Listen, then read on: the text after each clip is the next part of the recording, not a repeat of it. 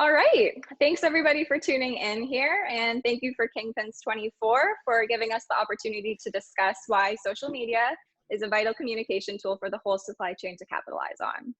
My name is Annie Wells, and I'm the founder of Simply Suzette. And I'd like for Wouter to introduce himself first. I'm Wouter Munnichs. I'm the founder of Long John, an online denim magazine. And next to that, I'm working as a denim specialist for brands and retail. Perfect. And Ada? Hi, I'm Eda Dikman. I'm working as the marketing and communications manager of Surti. And Matthew?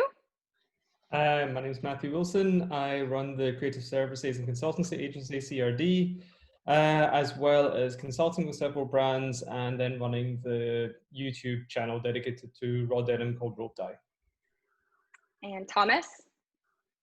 Hi everyone, my name is Thomas and I run the site Denim Hunters. So Denim Hunters started as a blog, but today it's a consultancy platform and I help businesses tell stories that help them sell more. Amazing. And last but not least, we have Robin. Hello, I'm Robin Meijering. I'm the founder of Robin Denim. I started as a blogger in 2014, I guess, and today I'm also freelancing for some companies doing all kind of marketing. Sure. We're all aware here that social media has become one of the most important consumer touch points for brands, mills, and manufacturers to capitalize on. And we've pretty much seen almost every company take hold of that. So my first question for you guys as social media experts, how have you seen social media influence purchasing behavior? Or in other words, how has social media influenced the consumer journey? And Ada?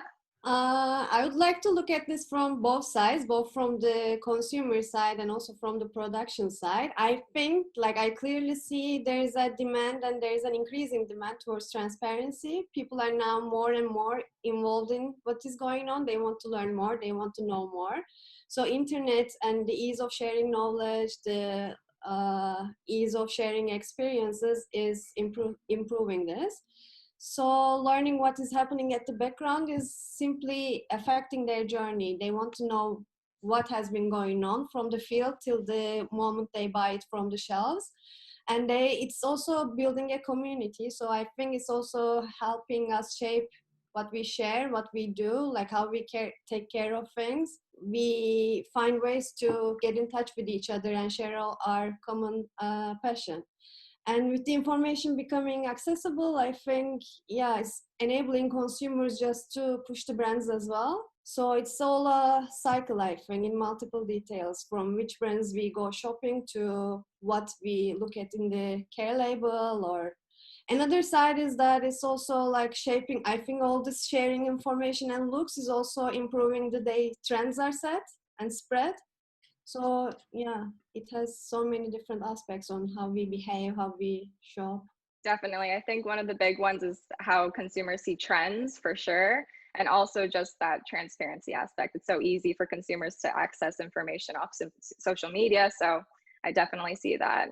Matthew, any thoughts on that? I've seen it influence the industry on every level from, well, if we're talking about the consumer journey and also the availability of these products towards the consumer, that goes back to the buyers and the brands offering their products to the buyers. And so it used to be twice a year, they'd turn up at the trade shows, they'd see the collections, they'd place an order directly there. Nowadays, the trade shows they're certainly still important, but they're only one small part of that. You see the buyer go past, seeing something he likes, maybe have a discussion, take a business card. Then when he's back home, he won't place an order then and there. That's pretty rare. When he's back home or in his hotel room, he's going to look up and see what that brand actually offers directly to the consumers. He's going to see if that lifestyle that the brand is promoting, the aesthetic that the brand is promoting, aligns with his customer base, his store, and he's going to make his decision from there. And equally, the consumer are going to be demanding those brands that have this alignment with what their lifestyle aspirations are or what their aesthetic aspirations are. They're going to be wanting that and they're going to demand that from the stores. So with all brands, it's so important for them to have this really clear identity, this really transparent identity that they can communicate very well with their customers. And this is I know buyers make their decisions with what brands are doing a good social media account. I mean, the most obvious example of this is the hype that's grown up over the past 10 years. That's directly to do with brands reaching directly to the consumers and forcing buyer behavior in stores towards that. And if you take it to, I mean, we're talking about the sustainability level here, that's become more and more relevant. So the brands actually have a chance to tell that story as well as the lifestyle story, the aesthetic story that they want to tell. So it all just works in lockstep. It all just works hand in hand. It's all really cohesive. And I'm wondering, sorry, go ahead. The brands who do it well, they've got a cohesive, they've got a very well curated image that they can actually tell, and they know how to use these platforms as tools to influence buyer behavior. And I'm wondering if Wouter has anything to add on that. I think Walter's disappeared. Okay, so maybe Robin, you want to chime in on that one then, and we'll try and get Wouter back. Yeah, I think it changed the consumer behavior entirely. When I look at myself, like 10 years ago, it's also a matter of age, of course, but when I was looking for a new pair of jeans or a jacket, I was only looking at the style and the price. And that was not because I wasn't interesting, but it was because there was not so much information available. Today with the social media, the story of the garment, the story behind the garment is playing a larger role, I guess. So who made my clothes? What materials are in it? How has it been made? I think social media is giving companies the opportunity to communicate the story behind the garment, which is very an added value, if you ask me. Authenticity too can really show throughout your messaging there. And I'm wondering if Wouter has anything to add on that. From a consumer perspective, I think it's very important nowadays to show them the total chain of a production of a product, for example, to be transparent in it, to showcase where the products are coming from, to develop an item, for example. A lot of consumers are also very eager to learn more about it and to know a little bit more about it as well. And as a business perspective, you can jump on it, of course, and to showcase it. How are you producing? How are you working with people? Showcasing your partnerships, for example.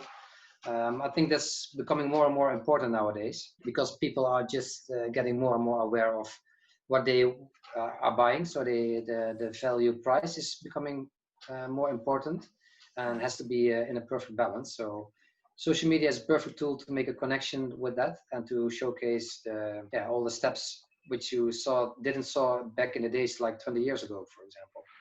And Thomas, is there anything you'd like to add to here? Sure. I mean, so I'm going to be a little provocative here and say that I think social media is misunderstood by a lot of companies. And I say that because, it seems that some are missing the social part of it and not actually having that conversation that we're having right now, because, social media is not a billboard. It's a place to have a conversation like you would in a store or a showroom or something like that. And so I think if you're investing in social media, and most companies do, and they should, but you should also, make sure that you actually put effort into it, into being active there. And I'm not saying that you need to post like 3, 4, 7 times a day or a week or whatever. Maybe not a day, but yeah. Yeah, I think based on all of those answers, definitely authenticity, transparency, and ease of access is definitely the key things. And one of the main things the industry needs today is communication and that consumer touch point, and to be able to communicate the values of their product and the processes that were involved with that. But with limited word counts and captions, Twitter, I don't even know how many characters, it's like 150 characters you're allowed. I find it's easy to oversimplify messaging, and sometimes that can lead to misunderstandings behind the value of a product and sometimes even greenwashing.